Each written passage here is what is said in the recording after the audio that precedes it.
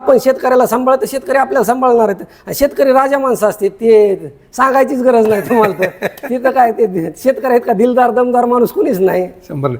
नमस्कार शेतकरी बांधवांनो, शोध वार्ता परिवारात आपलं स्वागत आहे. आजचा व्हिडिओ फक्त तुमच्यासाठी, कारण तुमच्यासाठी आपण घेऊन आलेलो आहोत शेतकऱ्यांचा सच्चा साथी made in India Indo Farm tractor, जे की मार्केटमधील आत्तापर्यंतचा सर्वात जास्त ॲव्हरेज देणारा ट्रॅक्टर म्हणून प्रचलित आहे. स्वदेशी ट्रॅक्टर जो शेतकऱ्यांचा कैवारी म्हणून आज महाराष्ट्रात धुमाकूळ घालत आहे. त्यामध्ये ऊसतोड कामगार असेल, शेतकरी असेल किंवा कमर्शियल यूज करणारे व्यक्ती असतील. या ट्रॅक्टरमध्ये अशी खासियत काय आहे जेणेकरून आज ट्रॅक्टर ट्रेंडिंगला ह्या ट्रॅक्टरचा सेल होतोय? चला मग मांजरसुंबा येथील माऊली मोटर्सच्या माध्यमातून ज्यांनी मराठवाड्यातली पहिली एजन्सी घेतली, यमपुरे नाना, शेतकरी माणूस, एवढं विश्वाबा केलं, त्याच माणसाकडून आज आपण पाहणार आहेत नेमकं इंडो फार्ममध्ये वेगळं पण काय आहे. चला नाना काय म्हणतात आपण पाहूया. नाना, शोध वार्ता परिवारात तुमचं स्वागत आहे. आपले जे शेतकरी त्यांना परिचय सांगा. नमस्कार शेतकरी बांधवांनो, मी शहाजी रामदास यमपुरे, मुक्काम मांजरसुंबा. माऊली मोटर्सची एजन्सी आपली पहिलीच आहे. आता इंडो फार्म ट्रॅक्टरची डीलरशिप घेतली आणि डीलरशिप म्हणजे आपली इंडियन कंपनी इंडो फार्म, देशी ब्रँड, देशी ब्रँड, शेतकऱ्याचा सच्चा साथी इंडो फार्म. शेतकऱ्याचा सच्चा साथी इंडो फार्म. नाना, हे देशी ब्रँड आहे बरोबर. तयार भारतात कुठं तयार होतो? हिमाचल पासून. हिमाचल. हा.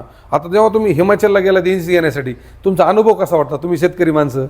नाही सर, असा विषय झाला ना, मी तिथे गेल्याच्या नंतर एक मला असं म्हणजे ते कंपनी बघितल्याच्या नंतर एक असं वाटलं की एक जबरदस्त आपल्या भारतातला ब्रँड म्हणजे एक माणसाला एक वेगळीच भावना तयार होती. बरोबर आहे. हे आपण ऐकून की भारताच्या बाहेरून ट्रॅक्टर आपल्याकडे येते, ते आपण नुसतं ऐकलेलं असते, पण आपण स्वतः जाऊन तिथं कंपनी स्वतः प्रत्यक्षात बघितल्याच नंतर वेगळंच वाटतं ना राव. असं कसं म्हणतात, शेवटी आपला ब्रँड आहे ना. तुम्हाला बघून काय म्हणले एमडी तिथं? एमडी सर्वसाधारण शेतकऱ्याचा मी माणूस, सरळ सरळ. एमडी म्हणले करू शकताय का? म्हणलं बिलकुल काही अडचण नाही, मला लय अभिमान आहे. म्हणलं आपल्या इंडियन ब्रँड आहे, म्हणलं आपण हे 100% मार्केटमध्ये सेल करू शकतो. आणि म्हणलं मी ऑलरेडी आपला ब्रँड चालवला, म्हणलं एक दिवस, पूर्णपणे एक दिवस चालवला आणि मला ट्रॅक्टर आवडला, त्याच्यामुळे मी डीलरशिपची डिलिंग केली. म्हणलं एचएमटी ट्रॅक्टर ह्याचं काहीतरी नातं आहे. म्हणले काय नातं? 100% तुम्ही म्हणता तो प्रश्न एकदम योग्य आहे का, की हे जे इंजिन आहे का आणि ह्याच्यामध्ये काय विशेष काय असतं? इंजिनच महत्वाचं बरोबर आहे. मग हे एचएमटीचाच इंजिन आहे, काहीच जुन्या एचएमटीचा. जुना एचएमटीचा. मग आवरेज का देतो ह्यो? ताकद का देतो ह्यो? त्या इंजिनमुळे, त्याच इंजिनमुळे, काही कारण नाही. नानाची या शोरूमच्या पाठीमागं 9 ते 10 एकर जमीन आहे आणि पलीकड बस स्टँडच्या पलीकडे गेले तर पुन्हा सांगायचं काय, हा शेतकरी माणूस आहे, एकदम साधा सरळ, कुठलंही टेक्निकल गोष्टी नाहीत. पण हा इंडो फार्मचा जो ट्रॅक्टर आहे, जे याची एजन्सी, यांनी मराठवाड्यातली पहिली एजन्सी घेतली जी की देशी ब्रँड आहे. नाना, मार्केटला जवळपास डझनावर कंपन्या भरपूर ट्रॅक्टरच्या, भरपूर काम. मग इंडो फार्म मध्ये नेमकं असं काय की याला शेतकऱ्याचा सच्चा साथी म्हणतात? सर, इंडो फार्म मध्ये एक खासियत अशी की मी स्वतः एक दिवस ट्रॅक्टर पूर्ण चालविला, चलवून पाहिला. चलविल्याच्या नंतर मला त्याच्यातल्या भरपूर काही गोष्टी आवडल्या. एक तर पहिला महत्वाचा विषय असा की त्याला आवरेज एक नंबर आवरेज आहे. अच्छा. इतर ट्रॅक्टरच्या तुलनेत त्याच्या ॲव्हरेज बद्दल काय सांगाल? सर, तरी बी लमसम 1 लिटर ते 1.5 लिटर तर कमीच लागतंय. प्रत्येक कस्टमरचं असं म्हणणं आहे की बाबा ह्या ट्रॅक्टरला 1 एकरला 1.5 लिटर ते 2 लिटर पर्यंत कमी डिझेल लागतंय. आपण म्हणजे सांगण्यापेक्षा कस्टमर स्वतःहून आपल्याला कॉल करून सांगतात की नाही, ट्रॅक्टर ॲव्हरेजच्या बाबतीत 1 नंबर आहे, ताकदीच्या बाबतीत 1 नंबर आहे, काय अडचण नाही, कुठलीच अडचण नाही. म्हणजे इतर ट्रॅक्टरच्या माध्यमातून 1 एकर नांगरलं आणि ह्या इंडो फार्मनं नांगरलं 1 ते 2 लिटरचा फरक पडतो आरामात. अच्छा. म्हणजे मार्केट मधला सगळ्यात जास्त ॲव्हरेज देणार 1 नंबर इंडियन कंपनी आणि इंडियन ट्रॅक्टर. 1 नंबर, विषय नाही. आता हे झालं नांगरायचं. आता गरीबदार एखादा ऊसतोड कामगार आहे, त्यांना ट्रॅक्टर घ्यायचंय, त्यांनी का इंडो फार्म घेतलं पाहिजे? त्यात वेगळे पण काय काय? त्यात सर काय घेतलं पाहिजे? परिस्थिती आज काय झाली, डिझेल महाग झालंय. आज शेतकऱ्याला जायचंय, ऊस तोडायचा आहे, सकाळी पाठ उठून जाऊन ऊस तोडीत बसायचंय, आणि त्यांचा जर धंदा डिझेल मध्येच गेला तर शिल्लक काय येणार आहे त्यांना गावाकडे? आता हिशोब केला तर मुद्दा आहे. त्यांना आवरेज आलं तरच ट्रॅक्टर मध्ये पैसे वाचायला पाहिजे ना. ठीक आहे, त्यांना तुळणीमध्ये पैसे वाचतील, पण ट्रॅक्टर मध्ये पैसे काय वाचतील? डिझेल मध्ये जायचं. मग हीच खासियत आहे ना ह्या ट्रॅक्टरची, दुसरी काय ॲव्हरेज. ॲव्हरेज. आणि विशेष म्हणजे ह्या ट्रॅक्टर उसाला एक नंबर काय, ह्या ट्रॅक्टर लांबीमध्ये जास्त, वेट मध्ये जास्त. ह्याचं 2200 किलो वजन, 2200 ते 2300 किलो वजन आहे.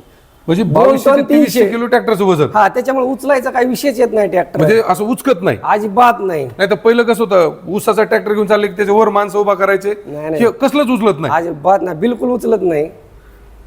शेतकऱ्यांनो, ज्या ऊसतोड कामगारांना ट्रॅक्टरच्या माध्यमातून व्यवसाय करायचा आहे त्यांसाठी 2 गोष्टी खूप महत्त्वाच्या आहेत. नाना सांगितलं तसं ॲव्हरेज मार्केटच्या इतर ट्रॅक्टरपेक्षा 1 किंवा 1.5 लिटर का होईना पण याचा ॲव्हरेज जास्त आहे. आता त्याच्यापेक्षा मुद्दा, ट्रॅक्टर चढायला लागले किंवा कुठं लागले, पहिले ट्रॅक्टर उचकायचे, हे ट्रॅक्टर उचकत नाही. ह्याची लांबी जास्त आहे, वेट जास्त आहे, म्हणून पुढे उभा राहायची गरज नाही, त्याला वजन लावायची गरज नाही, हे उचकत नाही. आता नाना एक गोष्ट आहे की ह्याच्या जर ताकदीबद्दल जर म्हणलं, ह्याला आपण किती ऊस ओढू शकतो त्याच्या अंदाज, त्याच्याबद्दल काय सांगताल?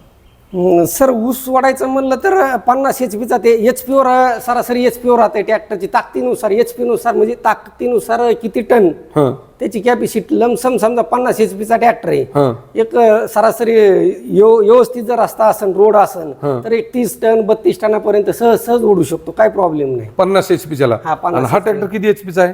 50 HP आहे. म्हणजे हे 30-32 टन 2 टायल्याच्या माध्यमातून ओढू शकतो आरामात, इझिली. आता ह्याच्यात काय होतं की ट्रॅक्टर नांगरायचे किंवा मग कमर्शियल म्हणजे मुरुम बिरुम व्हायचा आहे किंवा रोडच्या कामाला आहेत, मग ह्याच्यात स्पेअर पार्ट आलं किंवा ह्याच्यातले काही बिघाड आले, त्याच्याबद्दल काय सांगता? ह्याचे स्पेअर पार्ट जागेवर मिळते सगळं त्याबद्दल? सर, हे सुट्ट काम आहे. जे HMT ट्रॅक्टर होता का आपला पहिला जुना HMT, त्याचाच इंजिन आहे. हो, HMT ट्रॅक्टर, HMT ट्रॅक्टरचा त्याचाच इंजिन आहे, काहीच प्रॉब्लेम नाही. कुठं स्पेअर पार्ट अवेलेबल आहेत, कुठल्या पण शोरूमला जावा, तुम्हाला कुठल्या वर्कशॉप, कुठल्या दुकानावर जावा, ऑटोमोबाईल्सवर तुम्हाला स्पेअर पार्ट इझिली कुठं भेटतात. आणि बीड जिल्ह्यासाठी तर आपल्याकडे स्टॉक भरपूर आहे, पाहिजे तेवढा स्टॉक घेऊन जावा, काय लागेल ती भेटेल, काय अडचण नाही. आता हे ट्रॅक्टर घेतल्या तुम्ही मागव काय म्हणले की जरी कदाचित एखाद्या छोटं मोठं ट्रॅक्टरचं काम निघलं, ह्याचे सुट्टे पार्ट आहेत मध्ये, त्याच्याबद्दल काय सांगताल? काही नाही सर, सुट्ट एक जरी पिस्टन खराब झाला किंवा एखादा ब्लॉक खराब झाला तर हे जागेवर आपण तिथे जाऊन बसविता येते. ह्याला असं काय की नाही की हे वर्कशॉपला घेऊन जायचं आणि तिथंच काम करायचं, असं काही नाही. जिथं प्रॉब्लेम झालाय तिथं पण आपण त्याचं काम इझिली करू शकतो. पार्ट त्याचा बाजूला होतो, काय अडचण नाही कुठं. अच्छा, आता एक गोष्ट सांगा. आता हे काच दिलाय, काच कशामुळे दिलाय? सर, एक काचाचं कारण काय की आपण शेतामध्ये नांगरीत असतो, नांगरीत आणि आता एखादं झाड असेल किंवा काही एखादा फाटा असेल त्यावेळेस ते ड्रायव्हरच्या पायाला लागतो, ऊन लागतो, त्याच्यासाठी एक सेफ्टी दिलेली आहे. पायाला फाटा वगैरे आडवा आला किंवा गरमी लागू नये म्हणून. ओके, मग एक गोष्ट लय साधी सांगितली कंपनीनं. तुम्ही कसं म्हणले, कंपनीने एक गोष्ट बारीक बघितली. बरोबर, तुम्ही जे अनुभवलं, कारण तुम्ही मागच्या 10 वर्षापासून ट्रॅक्टरच्या धंद्यात आहे, तुम्हाला काय बदल वाटले बारीक ह्याच्यात? सर, हर एक गोष्ट आहे ना कंपनीने एवढं अपडेट केलेलं आहे. प्रत्येक गोष्ट शेतकऱ्याला वर बंपरवर सीट, ह्याच्यावर बंपरवर बसायचं असेल तर त्याच्यासाठी पण सीट पण गादी दिली. किंवा नांगरीत वेळेस शेतकरी वरी बसतेच, त्यावेळी ड्रायव्हर सीटावर बसतो, पण शेतकरी कुठं असतो? लोखंडावर. मग कंपनीने ते पण लक्षात घेतलं की नाही, शेतकऱ्याला पण गादी पाहिजे, आवश्यक आहे गादीची. त्याच्यानंतर दुसरा प्लॅटफॉर्म हे सुट्टा करून दिला की जेणेकरून ड्रायव्हरला एकदम मोकळी ड्रायव्हिंग करता आली पाहिजे. हे पूर्ण स्पेस दिलाय, पूर्ण स्पेस दिला, जेणेकरून ड्रायव्हर त्या साईडला पण उतरू शकतो, त्यासाठी या साईडला पण उतरू शकतो, या साईडला पण उतरू शकतो. त्यासाठी पण हे पायरे सगळे व्यवस्थित दिलेले कंपनीने. तुम्ही टायर म्हणले, टायर बी भारी दिलेत. टायर कोणत्या कंपनीचे तिकडे आहे? हे सर MRF कंपनीचे टायर आहेत. म्हणजे काय MRF देणार ते कंटिन्यू मध्ये, असा बदलच नाही, MRFच. आणखीन असं काय वाटलं तुम्हाला ह्याच्यात की तुम्हाला जेव्हा, कारण काय एक गोष्ट शेतकऱ्याला कळली पाहिजे की ह्याच्यात तुम्ही वेगळं सांगायचं तात्पर्य काय की ह्याचं बॉडी एवढी मोठी, खालून हाईट किती आहे ना ह्याची? सरासरी सर दुसऱ्या ट्रॅक्टरपेक्षा एक 6 इंचापेक्षा बी जास्त येईल बाकीच्या ट्रॅक्टरपेक्षा. ओके, जरी उद्या खालून एखादा दगड मोठा आला नांगरीता वेळेस, ऊस वाढताना काही एखादं खोड आलं तरी अजिबात कुठं प्रॉब्लेम येणार नाही, कारण की मुळात त्याची हाईट भरपूर आहे. अच्छा, तुम्ही जर बीड जिल्ह्यातून ट्रॅक्टर घेणार आहेत तर मांजर शंभर माऊली मोटर्स एमपुरणाची इथे यायचं. जो स्पेअर पार्ट लागन सर्व्हिसिंग बद्दल कुठलंही टेन्शन नाही. खाली एक स्क्रीनवर नंबर चालतोय, एक फोन का. ट्रॅक्टर घ्यायचं नाही घ्यायचं पुन्हा काही होईल, पण ट्रॅक्टर बद्दल तुम्हाला माहित असली, कारण एवढं मोठं पैसे खर्चून जर घ्यायचंय बरोबर, ट्रॅक्टर योग्य मिळलं पाहिजे, त्याच्यात कुठलं दुमत झालं नाही पाहिजे. आणखीन ट्रॅक्टरची खासियत काय सांगता नाना जी तुम्हाला आवडलेली? मला एक आवडली सर ह्याच्यामध्ये काय आहे की हे जे पंप आहे तो साधाच पंप आहे, रोटरी वगैरे काही नाही, साधा पंप एकदम सुटसुटीत आणि साधं साधं काम आहे अच्छा याचं. हा हा हा त्याच्यानंतर जे कंपनीने एअर किन्नर आतमध्ये वरी दिलेले आहेत बाकीचे काचाचे, तर ह्या कंपनीने आपले जे ट्रक आयसर म्हणा किंवा लिलँड गाड्याला जे एअर किन्नर दिलेले आहेत ती एअर किन्नर आपल्या ट्रॅक्टरला दिलेला आहे कंपनीने. एअर किन्नर एअर किन्नर अच्छा, आतमध्ये. आणि विषय म्हणजे काय आहे, बॅटरीचा विषय जे आहे, एक साईडची बॅटरी दिलेली आहे. हा एक साइड हा आणि बोनट जे आहे तो पंपाचा बोनट आहे. ओके एक साइड बॅटरी ओके गुड. म्हणजे दुसरा विषय काय की जरी रेडिएटर असेल, हे चॉकअप होत असेल तर ह्याला बाहेरून एक सेपरेट जाळी दिली. उद्या चॉकअप व्हायला नाही पाहिजे. चॉकअप झालं तर ड्रायव्हरने चलत चलत बाहेर काढून फडकून जशाल तसं बस लगेच जाळी लावून टाकायची. जाळी लावून टाकायची, गरम व्हायचा विषयच नाही. आणि सर विषय काय ह्याचा, हे ट्रॅक्टर उन्हामध्ये पूर्ण सकाळी चालू करायचं, दुसऱ्या दिवशी सकाळी बंद करायचं, चॅलेंज आहे आपलं. मी स्वतः म्हणजे चालवलंय ट्रॅक्टर हे. आपण तर शेतकरी तर आपल्याला चालवायला काय अडचण नाही, आपण स्वतः चालविला ना ट्रॅक्टर. चालविल्याशिवाय आपण डीलरशिप घेतली नाही. अगोदर आपण स्वतः खात्री केली ब्रँडची, इंडियन ब्रँडची, त्यानंतरच आपण ट्रॅक्टर घेतला सर. का की स्वतः पाहिलं पूर्ण आज टेम्परेचर आपलं 44 पर्यंत टेम्परेचर आहे, 45 पर्यंत जात आहे. त्यासल्या उन्हामध्ये दिवसभर बंद करीत नाही, तो सरळ सरळ चालतं, काय प्रॉब्लेम नाही. एवढा पण टेम्परेचरचा काटा हालत नाही. 24 तास नॉन स्टॉप. नॉन स्टॉप बंद करायचं नाही, बिलकुल बंद करायचं नाही. सकाळी ड्रायव्हर बसवायचा, संध्याकाळी दुसरा लगेच चढवायचा, ते उतरायचा, काय विषय नाही. 24 तास म्हणजे नानाने चॅलेंज केलंय. कारण काय होतं की एखाद्या प्रोडक्ट मध्ये दम असल्याशिवाय माणूस त्याला चॅलेंज करत नाही. नानानं इंडो फार्म बद्दल चॅलेंज केलंय. HMTचं इंजिन आहे, सकाळी ट्रॅक्टर सुरू करायचं नांगरटीला, दुसऱ्या दिवशी सकाळीच बंद करायचं. दुसरा विषय काय सर ह्याच्यामध्ये, जे आपला रिव्हर्स पीटीओचा विषय असेल, रिव्हर्स पीटीओ आज आपण रोटावेटर जोडतोय, पाठीमागं चिखलात गेलं तर जाम होतंय. हो, त्याच्यासाठी पण कंपनीने रिव्हर्स पीटीओ दिला त्याला. रिव्हर्स पीटीओ म्हणजे काय? जे आपण मळीयंत्र जोडतोय पाठीमागं, ज्यावेळेस मळीयंत्र आपण जास्त कमी मटेरियल टाकतोय त्याच्यात, त्यावेळेस लोडवर येतं, त्यावेळेस ते फ्री करण्यासाठी रिव्हर्स पीटीओ टाकला तर ते उलट फिरून सगळं मोकळं होऊन जातंय. हा म्हणजे उलट किंवा सवासा दोन्ही फिरतंय ते. आणि दुसरा विषय काय, गिअरबॉक्सचा जर विषय काढला तर आपल्याला जसा पाहिजे का गिअरबॉक्स, त्या पद्धतीत कंपनी आपल्याला गिअरबॉक्स देते ट्रॅक्टरला. कस्टमरला जसा पाहिजे गिअरबॉक्स त्या पद्धतीत गिअरबॉक्स भेटतो, काय अडचण नाही. कस्टमर सांगायचं मला असा गिअरबॉक्स पाहिजे, त्याच पद्धतीत तसाच कंपनी गिअरबॉक्स देणार त्याला. ही कंपनी कुठे ना नाही? ही हिमाचलला. आपलं देशी हिमाचल प्रदेश, आपल्या इंडियन कंपनी आणि सरळ सरळ सुटसुटीत कंपनी, काय विषय नाही, काय नाही. आणि कंपनीचे ओनर जे आहेत ना ते बी आपल्यासारखे सरळ सरळ साधे माणसं. साधे माणसं. मी ज्यावेळेस व्हिजिटला गेलो मला वाटलं पण नाही की हे ओनर आहेत कंपनीचे. कोणतरी एक साधा माणूस असं एकदम साधा आणि सिंपल राहणीमान बोलणं, हे ते सगळ्या गोष्टी एकदम साध्या साध्या. नाही ना तुम्ही जेव्हा मालकाकडे गेलात तुमचं असं साधं राहणीमान, तिथे गेले म्हणले असते ना हे माणूस काही एजन्सी घ्यायचा आहे, काय म्हणले तुम्हाला ते म्हणले शेतकरी, पण त्यांनी नाही, ते म्हणले माणूस तूच तो चीज आहे. त्यांचे जी कंपनीचे जे काय म्हणायचं आपण एमडी मॅनेजर इथं ज्यावेळेस मला भेटायला आले, त्यांनी आपलं सगळं काही सिस्टम बघितलं त्यावेळेस, आणि आपली धंद्याची बिझनेसची ट्रॅक्टर बघितली. नाही म्हणले बीड जिल्हा विषय बाजूला, बीड जिल्हा नाही, मांजूर तालुका नाही म्हणले तुमचा, पण डीलरशिप द्यायची तर ह्याच माणसाला द्यायची, हिथच द्यायची. असा विषय झाला. बरं नाना, एक गोष्ट आहे की मला सांगा की ऊसतोड कामगार आहे, बैलाच्या खर्चात ट्रॅक्टर येते किंवा मग त्याला हे लागतंय, तुमचं फायनान्स बी आहे, मग ट्रॅक्टर घेण्याची प्रोसेस कशी असते? त्याला काय काय सुरुवातीला कागद लागतात? त्यांनी शेतकऱ्यांनी काय काय आणलं पाहिजे? विषय कसं आहे, बाकीच्या सुरुवातीचा विषय असा सांगायचा म्हणजे सर, ह्या ट्रॅक्टरची आपण मुळातच किंमत आहे का थोडीशी शेतकऱ्यासाठी कमी करून आपण ट्रॅक्टर सेल करायला होती मार्केटमध्ये. अच्छा, का की जी डीलरला प्रॉफिट आहे जास्त भेटतं का, मी काय म्हणतो आपल्याला जास्त पैसे कमवायचेच नाही, अर्धेच मिळू द्या, अर्धे मिळू द्या. आपल्या स्टाफचा खर्च, आपला मेंटेनन्स खर्च निघून 10-5 म्हणजे लय मोठी अपेक्षा करून ट्रॅक्टर मार्केटमध्ये सेल करायचं नाही. मार्केटमध्ये आपल्याला काय करायचं सर, थोडेच पैसे कमवायचे पण ट्रॅक्टर मार्केटमध्ये बऱ्यापैकी आणि चांगल्यापैकी सेल करायचे. आणि विषय काय आहे की मी कंपनीला सपोर्ट घेऊन काय म्हणतो कंपनीसोबत की बाबा शेतकऱ्यासाठी कुठंतरी तुम्ही आम्हाला एक सपोर्ट करा. तर कंपनीचं म्हणणं की बाकीच्या ट्रॅक्टरपेक्षा रेटपेक्षा तुम्हाला नक्कीच 1 लाखाने ट्रॅक्टर कमी मध्ये देऊ. इतर ट्रॅक्टरपेक्षा 1 लाखानं कमी. क्या बात.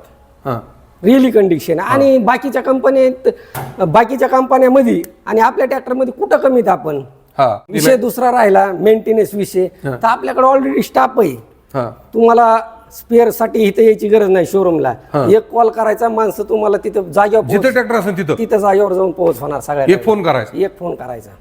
हे सगळ्यात महत्वाचं. आता समजा मांजर श्रमण ट्रॅक्टर घेतलं आणि एखादा माणूस जर कारखान्याला ऊस तोडा गेला इकडे कोल्हापूर वगैरे, तिथं कसं मॅनेज करतात? आता सर विषय काय, तिथलं ऍडजस्टमेंट असं करतोय आम्ही, म्हणजे सध्याचे आता आमचं काम आता डीलर भरपूर व्हायला लागले आपल्या महाराष्ट्रामध्ये. हो. मग आम्ही तिथल्या डीलरला कॉल करून सांगतो त्या संबंधित जवळच्या डीलरला की अर्जंट मध्ये आमच्या ट्रॅक्टरला अर्जंट मध्ये जाऊन भेट घे आणि काय प्रॉब्लेम आता सॉल्व्ह करून द्या. आणि तिथून जर आम्हाला रिप्लाय व्यवस्थित नाही आला तर आम्ही इथून गाडी रातोरात पाठवून तिथं माणूस पाठवू देतो. कस्टमर नडला नाही. एक ट्रिप जर बुडली तर राव एक तर ह्याच्यामुळे हार्वेस्टरमुळे कारखाने साहेब चालले तर 2.5 ते 3 महिन्याच्या आतच बंद पडायले. बरोबर आहे. आणि आज मुकदम आज 10-12 लाख रुपये ट्रॅक्टरवाल्याला उचल देते ते. हो हो.